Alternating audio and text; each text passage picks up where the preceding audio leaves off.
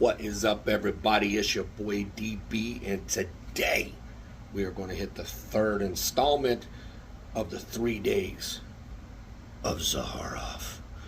Today we are going to talk about the female of the bunch. You want to know what it is? Well, I'm sure you already saw the thumbnail, but come on back. Let's talk about it. Of the Immortals. It's your boy DB. Now I'm about to take you behind the nonsense, baby. So let's get into this. I absolutely love doing this 3 days of whatever I do. I like putting a bunch of people in line and giving you a taste of certain houses. You can make your decision about how you feel about it. I'm all good with that. So let's dive in to the presentation. So here's how I feel about the presentation. I love the snake wrapped in an 8, which means it's a never-ending thing. I like that. I dig that. Comes in a nice pearly white bottle. Once again, I don't have the bottle, but I have looked at some of the presentations, and this is probably the lacklusterish one of all of them. I give this a 6.5 out of 10 for presentation. Still not too bad for a George Zaharoff bottles, because we all know George Zaharoff takes pride in his bottles. That cannot be denied. So let's move on. All right, guys, I'm back. The phone, somebody called, cut me off. I hate it. Don't know how that works. But anyway, let's move on. Airplane mode will probably be the best way, I'm sure. So let's continue. So this fragrance, I put this on at roughly around 6:30 before I go to work. By 11:30, this was completely gone. So I get a lot of the boozy notes. There's supposed to be some coffee in there. I think I may get a hint of that. Of course, you know, I have those up here. I think for me, personally, the dry down was the best, but by that time it was completely faded skin scent.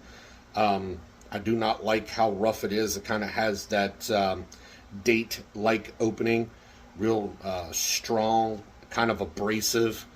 So wasn't very big fond of that one. In my collection, this was the third favorite one of them all. When I smelled it, I kind of knew maybe I didn't like it, but I put it on because, hey man, I got to review it. I already said I was gonna. So guess what, man? I'm just going to review it. So as far as that goes, that gets about a 5 out of 10 for me. Didn't last long. The smell was just abrasive, a little off.